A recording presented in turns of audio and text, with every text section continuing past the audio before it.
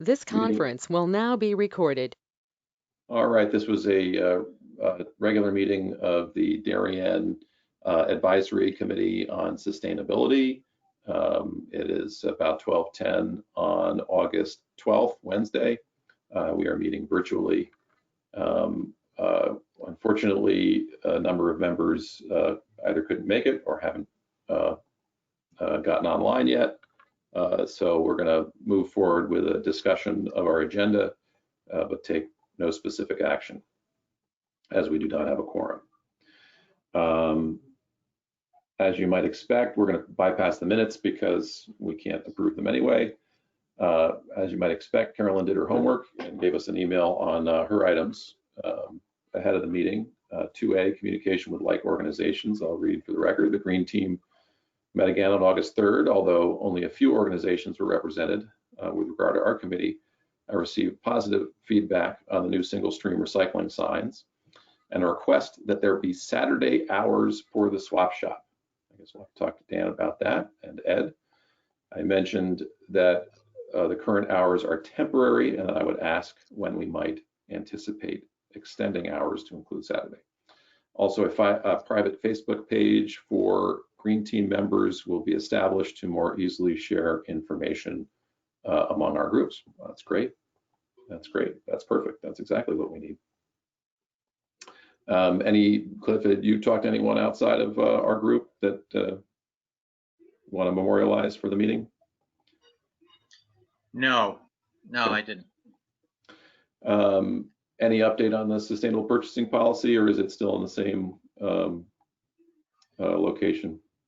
So it's in the same location, and you know, I'm not entirely sure how to proceed. I'm sort of an unknown quantity to those involved with this, and I'm not sure if they see that I can add any value, and maybe I can't. And I don't want to be a pest and bug people. I know that everybody working for our town's working very hard, or at least if not everybody, everybody I know, starting with Ed, by the way. Holy smokes, what a great job you're doing. So I'm just not sure whether I just should sit back and wait and inquire every couple months, or whether I should be a little bit more inquisitive and actively trying to. I mean, I think they really intend to do this. I don't think there's anybody playing any games or avoiding it. But I don't, you know, I can't tell you anything. I suppose you could ask them. You know, that's one way of inquiring, to say, hey, you know, I want to be helpful if I can be helpful. I don't want to be a pest if I'm being a pest, but I just, you know, like to stay on the loop and find out if any progress is being made. You know, should I call you every month or every 2 months, or, you know? Okay, well, I've done the first half of that. I will do the second half of that. Yeah. Okay. So grant selection and application, we have previously discussed different ideas which are represented on the agenda. The one we are trying to move forward with at this point is the ability to create a pollinator meadow at Highland Farm. So I did meet with Juliet Kane and Dan of Weston and Sampson. I'll get his name for the minutes for you, Cliff. Thank you. We walked the property. We talked about goals.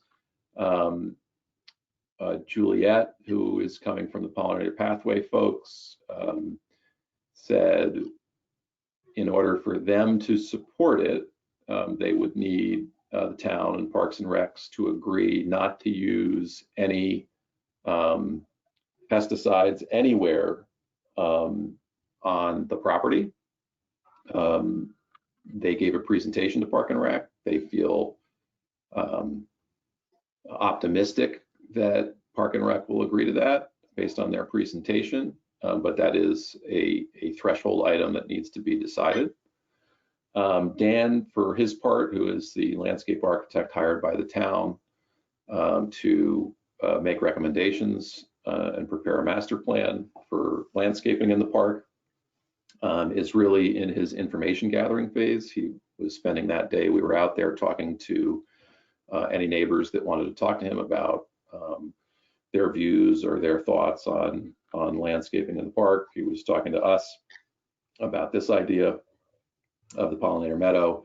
And then once he has done gathering all that information, he's going to go to the drawing board and kind of put a plan together.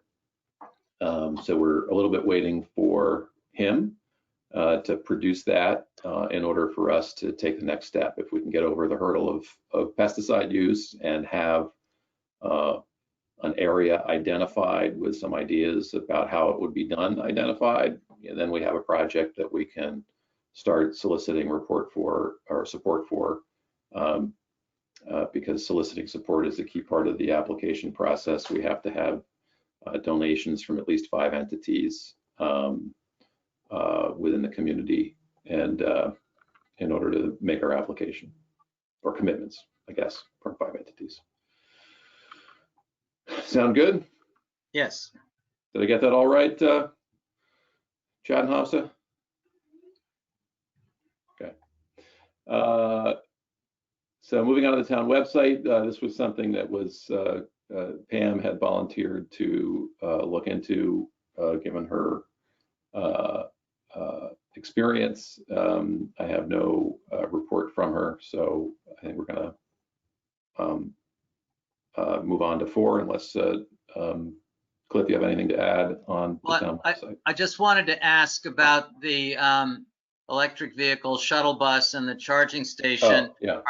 Are those things that we should consider dead, or should we keep those as sort of on the radar screen, on the agenda, and just recognize that very often we'll be saying nothing new?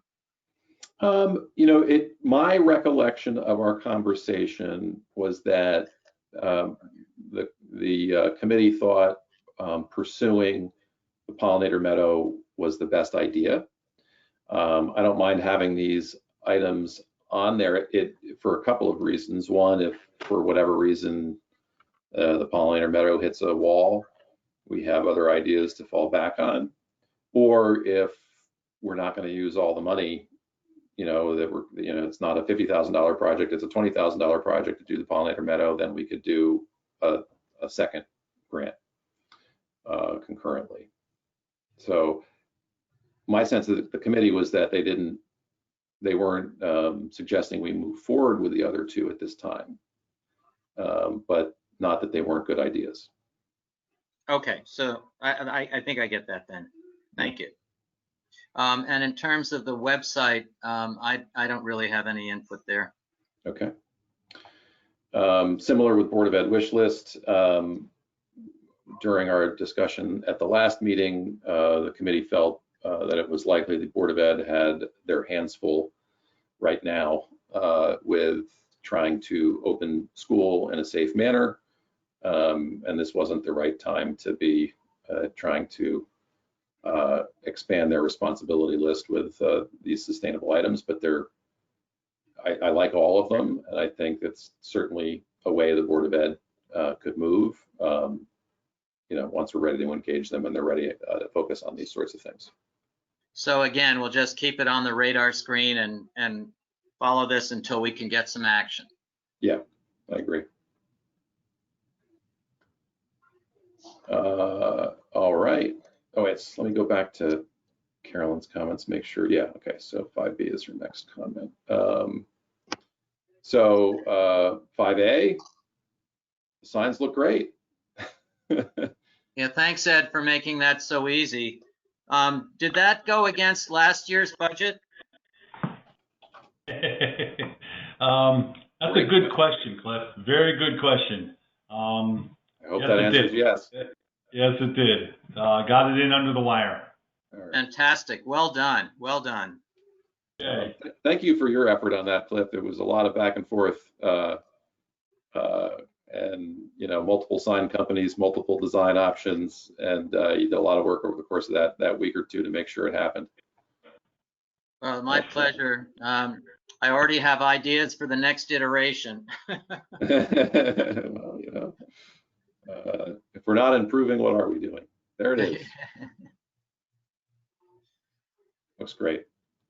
Look, I do think it's very helpful to people to have that right in their face every day. I think that red really stands out even from across the parking lot. So yeah, you get it. You know what red means, right? And you know, we've done it 3 ways. We've got the red, we've got the no symbol, and then we've got the word no. So they hopefully really get what that means. But just to let you know, I whenever I'm up there and I see people doing the wrong thing, it's hard for me to keep my mouth shut. And we need folks like you. That's good. There are a couple of really nice young guys who threw some cardboard boxes in that had bubble wrap in it, and some other items in it that didn't belong in there. And they said they were very nice. They weren't combative in any way. If anything, I was probably the one I had to apologize if I was too assertive. But they said, you know, that the bubble wrap has this symbol on it for recycling. And we wrote up, and at the top of the sign it says single stream. And we have all these little symbols on there that are the recycling symbols. And so they get it now, but it wasn't obvious to them from the sign. So if I were doing this again, I would not put single stream on the top. In fact, I don't think I wanted to this time. And nor would I put box board, because people don't know what that is. I think what I'd put is small cardboard boxes, or small boxes like cereal boxes or something like that, so you don't get all those huge corrugated boxes put in there that really are much better off with the corrugated boxes. They don't pick up shards of glass and other sorts of contaminants, and it just gums up the whole processing system to have these huge boxes going through it. So those are the changes I would make, just for your info. Yeah, good. So that's 5A. 5B, yeah, this is going to be interesting. So 5B, which is having a separate container so that people could put plastic bags and film in it and the bubble wrap, and have that container already be segregated so it could be recycled. And this is, Carolyn provided an update. I met with Jay Greco at the Recycling Center on July 15th to discuss a few issues, including the feasibility of setting up a drop-off box for plastic bags and film. I explained that a drop-off would be advantageous to city carding because it would reduce the amount of these materials going into single stream. He said that Ed and Darren would be meeting with city carding the following week to discuss changes to our contract, and that a request for a dropout would have to be made by them. I passed this information on to Darren. Ed, what say you? I say you, I'm right from the start on this one. I was getting some mixed signals from city carding, so there was a little confusion, this whole thing, right? By the way, the first thing we heard after we spent 6 months triple checking that we were supposed to be segregating the plastic films, Jay's initial answer was like, oh, you know, we can sort that stuff out at the plant. Yeah. And now it's, no, it can't go in single stream. Okay, good. So he's back to where he's supposed to be. If you go to the plant or you talk to the guy who sells and maintains that equipment for them, it absolutely is a bad thing to have that in the single stream. Yes. So we had our meeting with city carding. We talked about a lot of things. Plastic bags was not on the top of the list. But there were some financial implications to doing this. So I asked them to, with their proposal, to include that in the next contract proposal. They're supposed to be getting me really soon. So that's where we are. Hold on. When does our current contract expire? 2024. Oh, wow.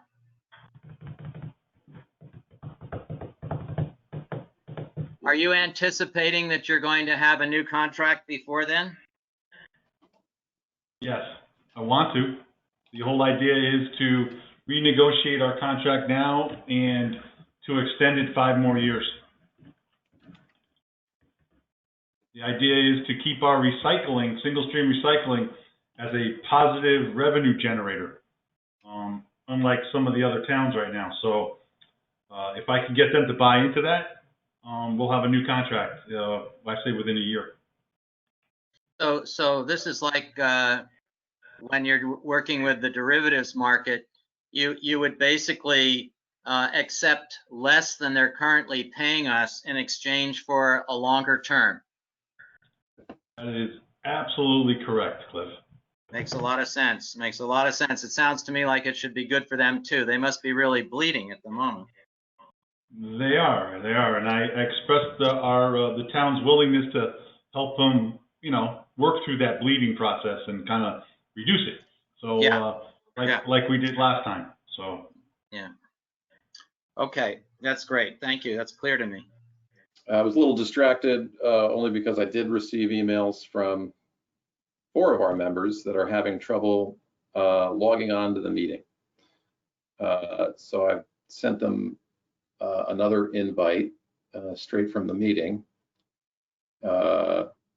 And hopefully we get a little more luck.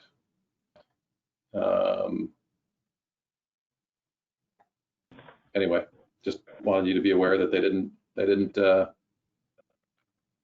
forget. They're just not able to get in. All right. I can quickly add that at first I could not get into the meeting either because the link in the email was invalid and the link in the agenda was the correct one. So there might have been that some was probably my problem. I think that's my fault. Yeah. Because I might have left the old link in the email. Huh. I accessed it from the agenda. Yeah. As did I. Got it. Well, I sent a new one right from here. There we go. So Pam's on now. Hi. Hi, Pam. That was actually my fault, not yours. Okay, great. The link in the agenda was correct, but I forgot to update the link in the email. I just copied it from last month. Got it. So that was my fault. So hopefully that happened with Board of Ed this week too. I think yeah, well, in the air. there you go. I've sent the same link you saw to Christine and Kathy and Dan. So hopefully they'll get it and be on shortly, or maybe they've given up and moved on. Oh, here we go. We've got Dan chiming in. Thank you, sir. You're muted right now.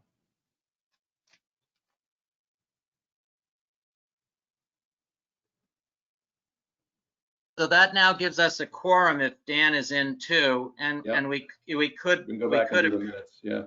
Yeah, exactly. Right. Does it count as a quorum if he's on mute? Yeah.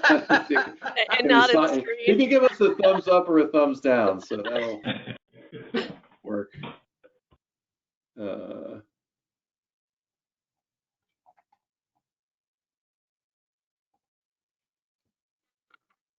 Hey, Dan, sorry about that. That was my fault, not yours. I put the right link in the agenda, but left an old link in the email. You gotta unmute if you want to talk to us. Unmute. There we go. There you go. There you go. So given you're here, we now have a quorum. We're going to go back and check out the meeting minutes.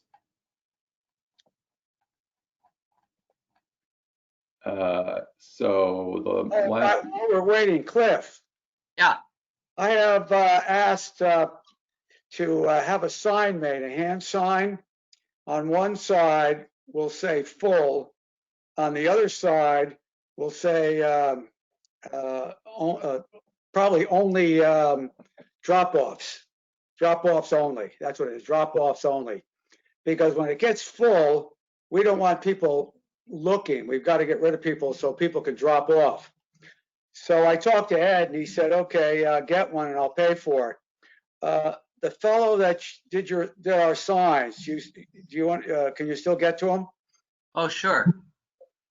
I've actually used 2 different people, both in Stamford. Okay. I used one who did the big signs for the single stream, And I used a different guy who did your little signs for your hours, which I thought were going to be posted by the gate. But anyway, how big do you want this thing and what color? Just a regular handheld that, one side says full and the other side says drop off only. Now, my initial reaction, Hold it up so people don't start trying to come in. You know what I'm saying? I can't picture how you're going to, where are you going to put this sign? It's No. handheld? We're going to hold it. It's held. So somebody's going to stand where people drive Yes, in? we're gonna stand by the drive-through. Uh-huh. And then people are trying to come in because they get stacked all the way back. And Ed gets crazy when there's so many people stacked back there. And, people aren't able to come in. People are over on the side where they drop all the debris. So I thought this might help, that as people are starting to come around, they go up to the dump, then they come by and they want to come across. Yeah. And if it's full, I want to hold up a sign that says full, continue, or drop off only, where we'll take them for a drop off. Okay, so this, if somebody's going to be holding it, it should not be heavy. It can't be heavy, just to hold up, and so they can, it's got to be big enough so they can see it from. Right. Is the type of sign that you see in people's yards that say, with political things, is that kind of suitable from your point of view? Yeah, that's a good one, but not a square one. Maybe a little shape, a shape one, so it's, it looks good. You don't want it like a. You don't want a rectangular sign? You want something like a stop sign? Yes, that would be excellent. A stop sign. That's a good idea. Stop sign. I mean, is there a way that we could put it on some sort of cone so we don't have to put a human being like out in front of the cars? Well, we're already there, and people get upset, and we have to talk to like them. a way to close off, like just cone off and say full. Oh, we do cone off, but they don't care. They'll wait. Right now, if we cone it off, they wait. They go into the other side where people are throwing debris. And right. Ed gives me an email. Dan, look at all these people holding. So I thought this would be a good idea. Yeah. I mean, Ed, is that what you think? I mean, do you want to weigh in on how to manage traffic flow? I don't think Ed's here, right? Yes, he is. Ed agrees with it, by the way. I talked to Ed. Oh, okay. And Ed has stated that it's a good idea, and go and get the sign. Two questions. So when you said full, what that meant to me was that the swap shop was full of stuff and they couldn't take any more stuff. Right. Oh, no. Maybe you should say parking lot full or something. Swap shop parking full. Parking full. That's a good idea. Parking full. How about just lot full? Lot full. Sure. That's even better. Thanks, Dan. And then Carolyn had, which she's not here, but she wrote up some notes about her conversations with folks. And, people keep asking whether or not there's going to be expanded hours. And my question relative to this is some of this traffic because there is only limited windows for people to get there. So you get more people within those limited windows. And is a solution to this traffic expanding the days or hours? You mean as far as a swap shop is concerned?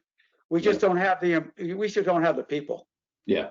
Because we have to be there now. Before we weren't there, we come and go. It was very flexible. The one thing we're thinking moving forward for the commuters is maybe on a Monday at 7 o'clock. So, the commuters that are commuting can come in early. We could try that, but it's very difficult with people being there full time. Yeah, makes sense. We just don't have the manpower. And I think it's working quite well. Good. That's good to hear. I think my proposal, we can talk about it, is that we forget about Saturdays moving forward, because Saturdays are crazy. Maybe we add, another day or two, but. Well, number 6 on our agenda is all Saturdays. The number 6 on our agenda is all about the swap shop. All right, so we'll go back to that when we get there. Yeah, I think. Okay, so what we Should want to the do minutes? is run back to the top of the meeting and approve the minutes from last month. Thank you very much, Cliff, for attending to them. I had input from Carolyn, so I'm pretty sure she's okay with the minutes. Any other additions or corrections? Not for me. No, Let's take another once through. So is there, Yeah, motion to approve the minutes. Oh, Ann moves, Dan seconds. Any further discussion? Hearing none. All those in favor, raise your hands. All right, we got 4-0. Minutes are approved and will be sent to the clerk. Thank you. All right, back to the agenda. Where were we? We were on. we were on shredding, 5. C, 5C. Okay, 5C. And I guess there's probably an update from Carol on that one as well. There is. Our plan to hold a paper shredder event in the spring was derailed by COVID before a date was ever established. I researched shredding events at several neighboring communities, and on-site shredding with Russell Liner was the least expensive and was highly recommended by Greenwich. Is this something we want to pursue for the fall, or should we just wait until next spring?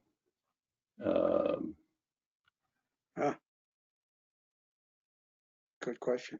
You know, I'm kind of the mindset, doing anything extra that attracts more crowds is probably not something we should be planning for in the short term. And I agree. would probably so I guess it sounds like let's consider this again in January and see where things stand at that point. I agree. That's good. All right, food scrap Yeah, recycling. I mean, they're trying to get Yes. schools open right now. I think we cannot contribute to any sort of en masse gatherings, you know. Yep. Food scrap recycling program. During the month of July, we had 4 pickups and diverted 3.49 tons from our trash. During June, there were 5 pickups and 4.96 tons diverted. So we're still at or above that 1 ton per week threshold. The following towns now have food scrap programs: Rowayton, Greenwich, Westport, and Norwalk. All of these towns are serviced by curbside compost. Greenwich was permitted to use the larger 64-gallon bins on a trial basis, but they have since moved back to the 32-gallon smaller bins because curbside compost has difficulty picking up the larger bins when they're full of wet, decomposing food. Westport purchased their own 64-gallon bins, but are permitted only to fill them 2/3 full. I assume because of the waste. I'm not sure about Norwalk, but both Greenwich and Westport pay a per stop plus tonnage fee for the hauling of their food scraps, which is what we do, as opposed to a per bin charge. Are we a per bin charge? I don't remember. Yes. We're per bin charge. Okay. I did get a copy of the RFP that Westport put out, which I can forward. All right, that's the food scrap update. The other things that you added based on a review of prior minutes were our conversations. So that sums up where we are on the bins, but also the ability to empower haulers to start offering curbside service and allowing them in some fashion to then drop that off at the transfer station. My recollection of our discussions from past meetings, Ed, you can chime in if I get something wrong, is that really there's a lot of, we're waiting for the market to develop so that we can, that a hauler might be engaged that would transfer larger bins from the transfer station to either composting or biological, well, I've forgotten the word, or biogas, I guess is an easy way to say it, location. But until we have the ability to have a larger bin on site and have a hauler willing to take that larger bin, we can't really open the transfer station to local haulers dropping off that material. Does that sound like our previous discussion? Yes. Yes. I think so. I think there was a hope that we would be able to find another hauler, and in connection with that, there was a discussion about a white paper to have Connecticut mandate these things. Oh, I took that one off. Sorry. Oh no, you have it up there. So first question, Ed, is this at all a part of the conversation that you're having with City Carting as you're renegotiating the contract? And should it be? Right now, they don't have the facilities to even open a discussion with us with regards to food compost. Is it worth having language in there about this possibility should conditions allow in the future? I think they're going to come to us if they do venture out into that area of the business. We did ask them about it, but it wasn't an answer that was, yeah, we're running towards it and we're going to be up and running in 6 months. It seemed like we have our feet planted firmly on the ground, and we just got bought out by this big company, and we're all over New England right now. Food waste composting is not on the top of our list of things to deal with. So that was the impression I got. I knew that they were for sale. I didn't know they'd been sold. So that's happened. That's interesting. So to that end, Ed, the other thing that I had attached to an email today, this is nothing new for the DEP, trying to encourage towns to be innovative in their reduction in waste. We feel we're at the point where we're being as innovative as possible. We're doing a lot of different things that not a lot of other towns are doing, and other towns are following our lead. The swap shop and the food composting in particular. But if the DEP and the state of Connecticut want to get serious about reducing MSW statewide, one thing they ought to be looking at is a food scrap recycling mandate, and keeping at least that material out of incinerators and landfills. So initially, when I got this, I was like, who's got time to, be a part of this and advance it, if they're not going to be able to back us up. But maybe it's an opportunity to just be at the table and lobby for the food scraps and lobby for the propane tanks. Did you look at this? So we just got it today from Jamie Stevenson. Ed, did you happen to read through it? What are you referring to? So there's a DEP Municipal Waste Reduction Initiative, and it was a 2-page document that I forwarded to this group today. They're inviting towns to participate in the initiative. It seems to just be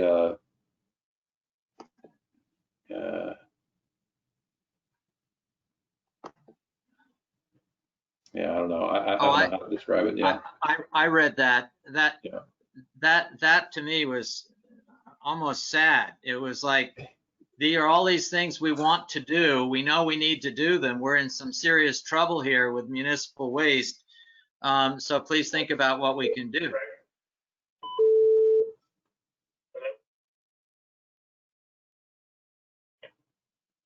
Yes, I agree. And it didn't seem very concrete. It was, share experiences and engage market participants and seek creative means and identify and evaluate and then report on our progress. So it was like talk more. So So, and again, so that was my initial reaction, was like, I don't need to talk more. But maybe at the very least, we could forward our thoughts on the propane tanks and forward our thoughts on we could put together our own thoughts. Here's what Darien is doing, and here's what Darien would like to see more of. Yeah, I was, when I looked at it, I thought maybe, what we had already sent to Sustainable CT, maybe we just, regurgitate to them, sort of everything that we've done so far to date, right? Yeah, so I guess I think it makes sense to put a memo together to say, these are the things that we're doing. We think food scraps are successful. We think Swap Shop is successful. We think the stewardship programs are successful. But the support we need from the state is to continue and expand is as follows. You should have a stewardship law on propane tanks and many other things, and you should have create a system and mandate food scrap recycling if you really want to reduce MSW. And we just send them a simple memo. I think that memo is a lot easier than sitting through meetings. Right.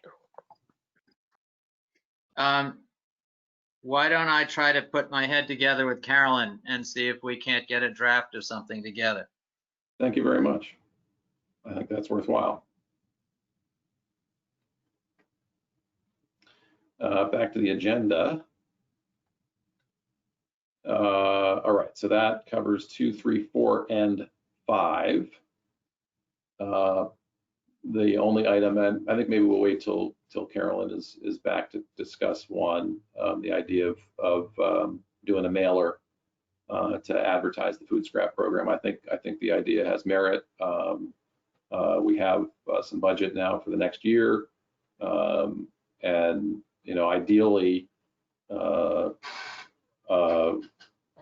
this isn't cost neutral until we get to 1.5 tons per week, ideally 2 tons per week. So we could use greater participation. So we'll talk about that next time. Is that good? Yeah, that's fine. We were originally we weren't talking about actually mailing them. We were talking about handing these things to people who are just printing a bunch. Yeah, and just handing them to people when they're doing their single stream or something, Okay. or giving it to them as they drive in. Yeah. If you don't want to burden the guy at the desk, then we do it as volunteers. Just have a bunch of these things. When we're doing the food scrap, selling the food scrap kits, we can also give out these cards.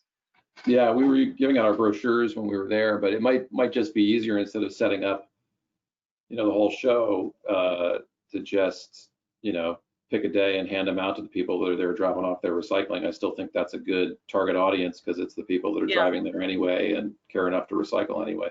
What about having some sort of flyers at the swap shop too? Yeah, we can leave them on the table there, right, Dan? Yeah, the idea was to have something small and easy that they could just put in their pocket, that it wouldn't be a flimsy piece of paper, just a little bit more like a postcard or something, so that they wouldn't just lose it. A little easier to crumple up, a little harder to crumple up. Yeah. All right. So I'm happy to talk about that when Carolyn's back, but that was the thing. Christine gave us an email on the status of bring your own bag. So we have a very specific list that I can ask Linda to move to the website. Sure. And then, yeah, it's easy enough for Carolyn to get that up in a social media post. Basically, everywhere will allow you to bring your own bags.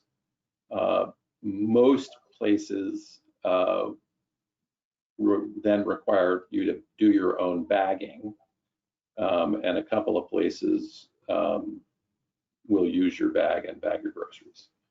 That's the summary. So that's good. So continue to use your bags. That's not a restriction right now. Yeah, I mean, do you think we should just put that just sort of as a general like alert that it is okay to bring your bags now in Darien? Do we want to say that sort of across the board on our website, or do we want to identify stores? Well, let's start with the social media post. Okay. Carolyn's got a wonderful ability to communicate information, so I'm sure she'll take this and distill it down, and then we can just maybe copy that. And Great.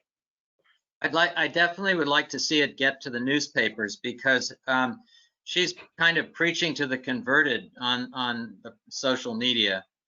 And I think there are a lot of other people out there who might not follow her, but would do this.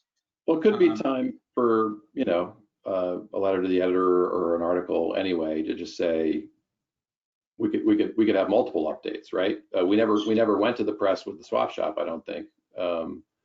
So we could have something that says, you know, by the way, we're still doing this food scrap thing. It's more important than ever. And, you know, by the way, you can bring your own bags. And by the way, swap shop's open, so we might be able to cover a few points. In response to you, Pam, my feeling is that we're better off not trying to list every damn store, since essentially everyone will accept it, and simply say, you know, please be aware that you can bring your own bag now again, but in many places you might have to pack it yourself. Right. And I think when this conversation started, we were still at that limited, you know, very few stores, and that's why we were, you know, wanted the list. And now it doesn't feel as necessary. I think everyone's sort of gotten them. Anyone who's been shopping gets it now, because you're getting charged. Yeah. All right.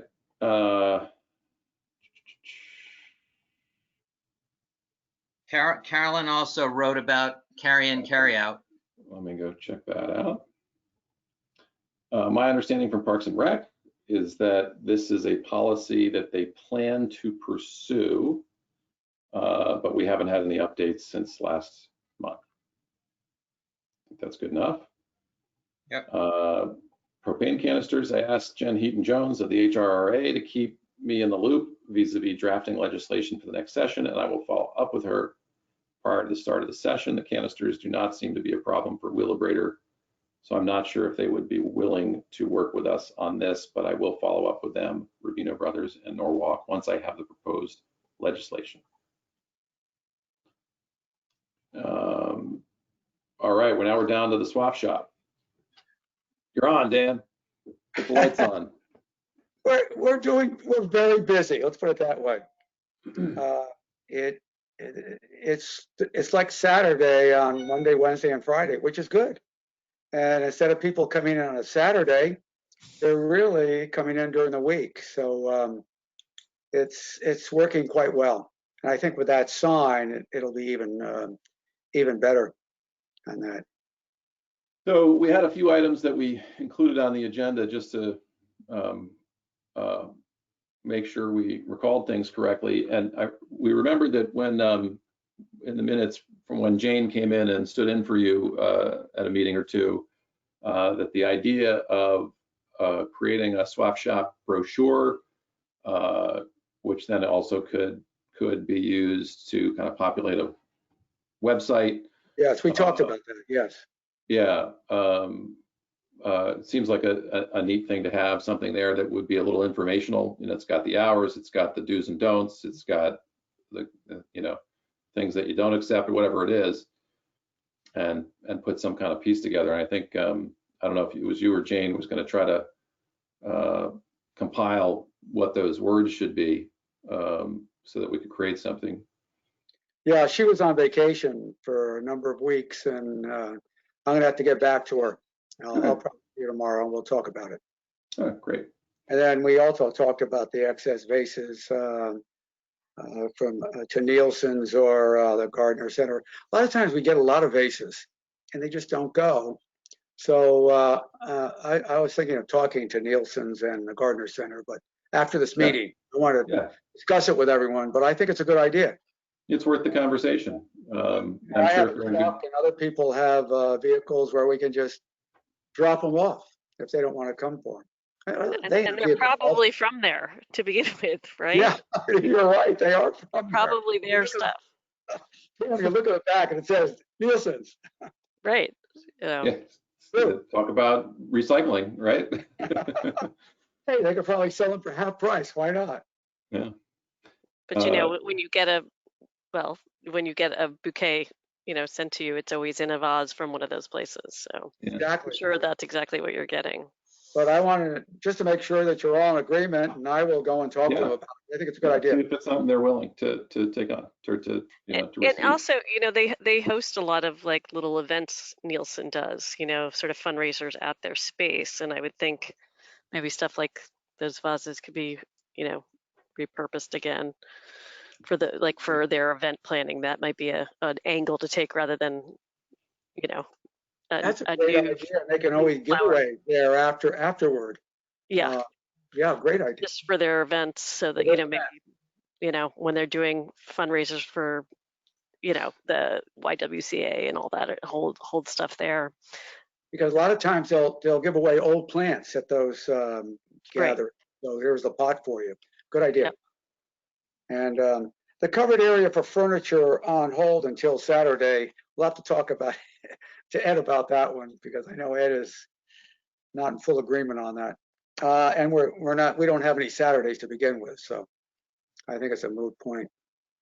Yeah, well, yeah, I guess C and D kind of go together with this idea that, you know, you're accepting some furniture that if no one comes by and picks up that day is just getting thrown away.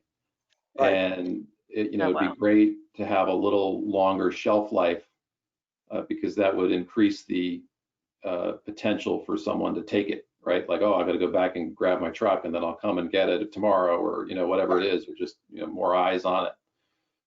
So it's consistent with our goal to want this stuff to move. And having more time for it to sit there would be good. But we take a look at the furniture, and if it's really good, we try to move it inside, move it out. Yeah, inside, but we just don't have room. Yeah. And it's a real sin to throw it out. So a covered area would be good, because if it's a throwaway, we throw it away. Would it be worth researching, like getting a budget for that, since we do have a budget this year, and it sounds like some of the stuff we had, you know, hoped to plan to do may not happen. And you know, that goes into D too, which is if we can have a set time for a charity that might want this stuff to come each week, you know, then we can kind of hold stuff for whatever day that was, whether it's Saturday or not. So Ed, would you like to offer anything? No, not at this moment.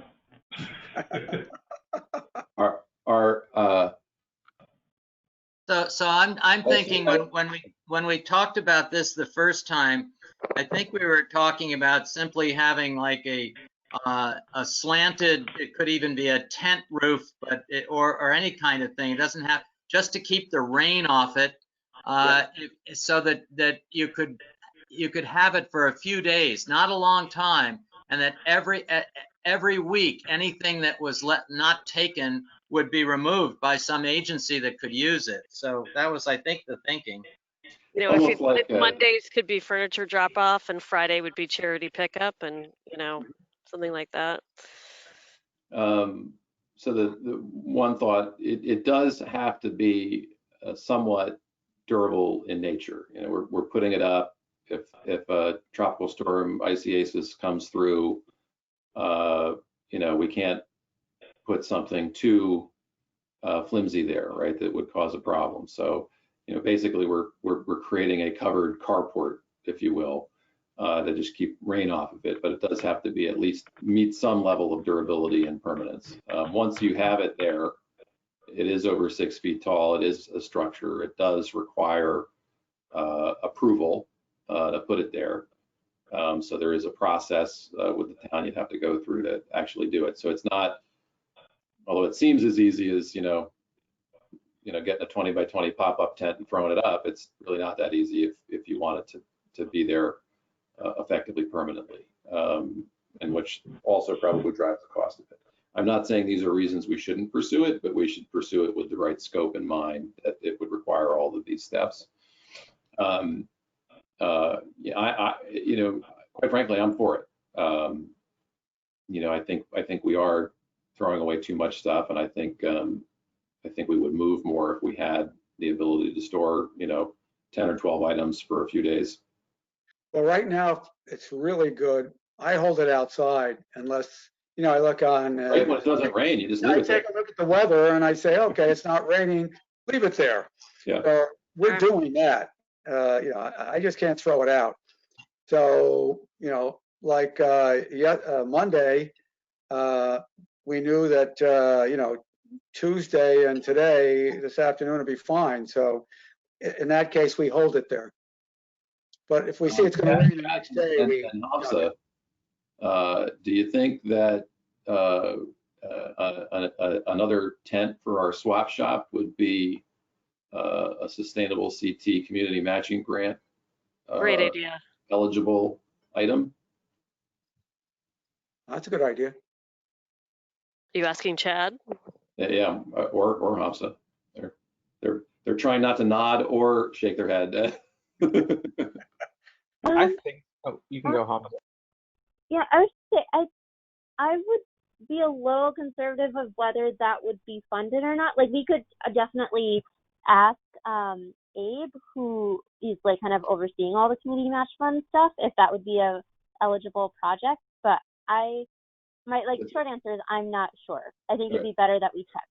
So the way I would pitch it would be, it's a municipal solid waste reduction initiative. We have a very successful swap shop at the recycling center that does that. And we're basically looking for more territory in order to move, to be able to repurpose more items. Okay, I'm sorry. No, I was going to say, Ed, do you feel like you could, that you'd be comfortable with us putting up another shed on that space? Dan has been asking me that for the last 3.5 years. And I'm telling you, you're going to try to put, you know, 10 pounds in a 5-pound bag, and it's not going to fit over there. That's number one. Number two is I'm currently having to deal with an accident claim over there where a piece of furniture fell on someone. So that's true. And I'm not going to speak like I have knowledge of how you guys put this together. I know some of you have been around from its start, but I just don't think the thought process was big furniture, big things here. It was something of smaller. Now, I don't disagree with any of you when they say, if I can get out of my MSW the big ticket items, the C and D items that are so heavy that cost us so much to get rid of, I'd love to do that. It's just that area over there is tight to begin with.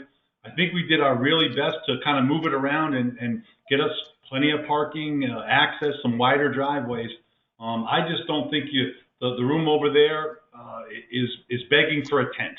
I know the idea of getting rid of some more of the MSW to save us money, absolutely. I just don't think it fits over there.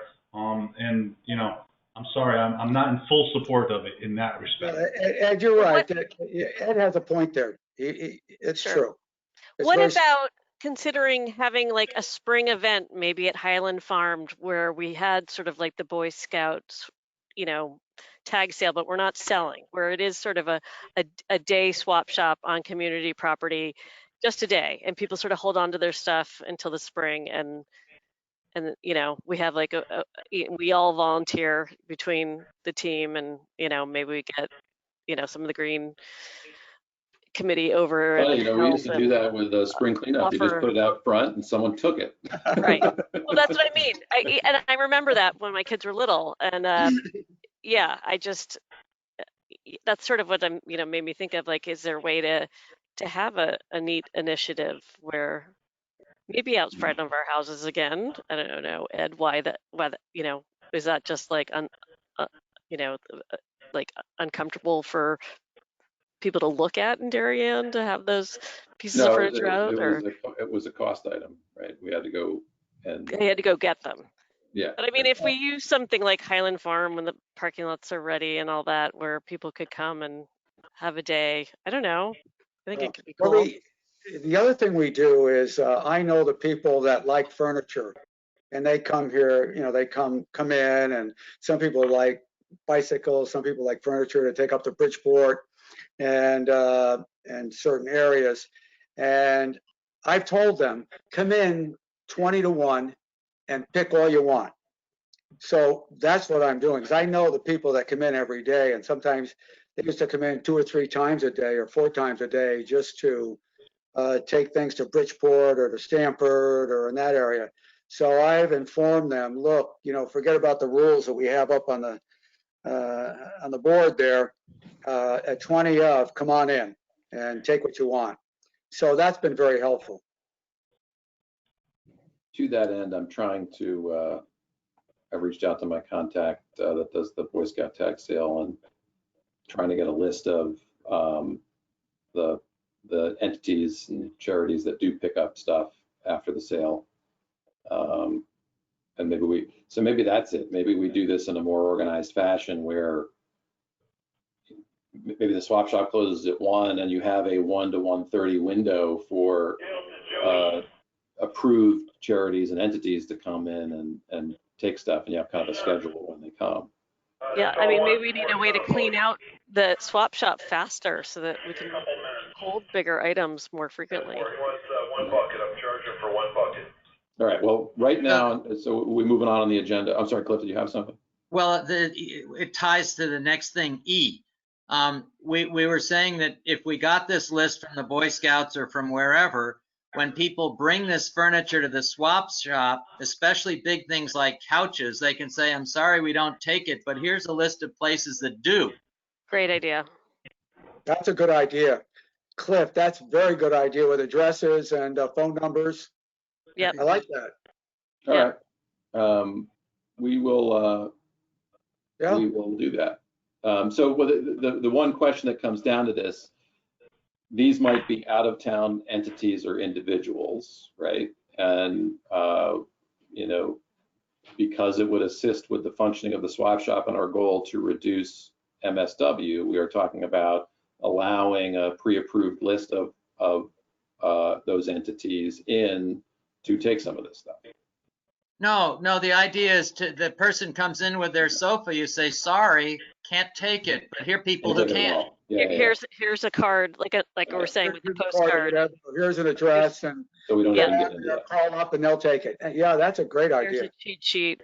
This is where you should go. I saw on the agenda that you guys are talking possibly some type of website. That would be a good place for these people to know before they bring it to the transfer station of people that they could contact. Yes. Right. That ties in with point A, the draft brochure and the website. Absolutely. Right. So it sounds like for now, there are reservations, legitimate reservations from our DPW director regarding safety of handling large items at the swap shop, and also the fact that the swap shop already exists on a small footprint, and trying to increase the size of it is well, not supported right now. Is that fair to say? Yeah, I seem to start to move on Ed's side now because of that. Yeah. It's not going to have a lot of, with a tent, we're not going to be able to keep a lot of furniture there. On D, the ideas that we've talked about could probably solve the issue. Yeah, so the liability does sound big. So on D, Dan is, doing his best through swap shop regulars to try to move stuff instead of throw it away.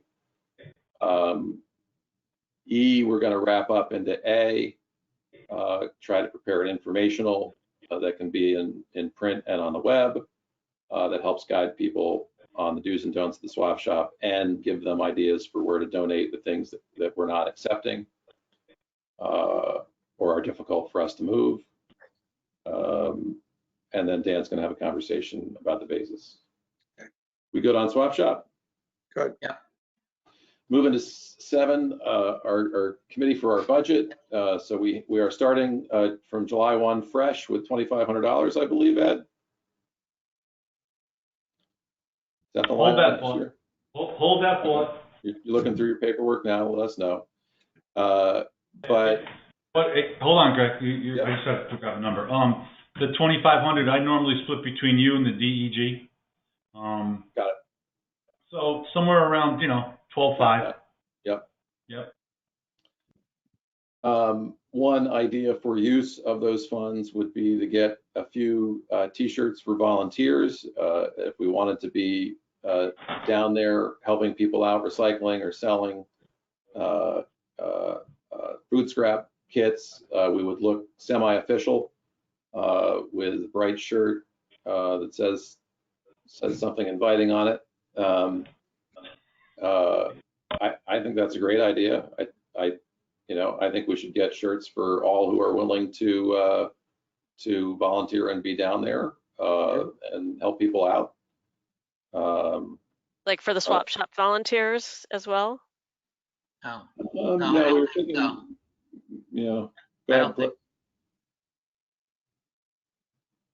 I think this is primarily up above trying to get people to get this recycling in the single stream right.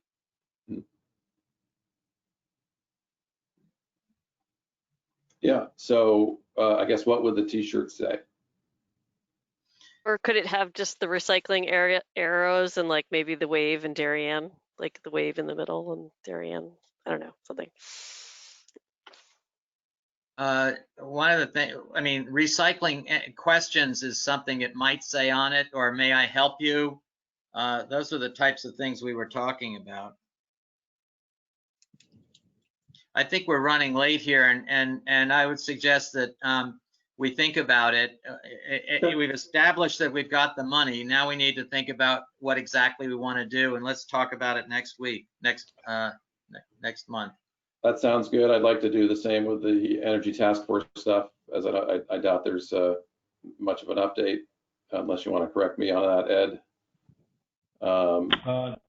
Other than the police station, we're looking to get started in the next couple of weeks with the building management system. So that's going to kind of roll right into energy saving adjustments to the whole building.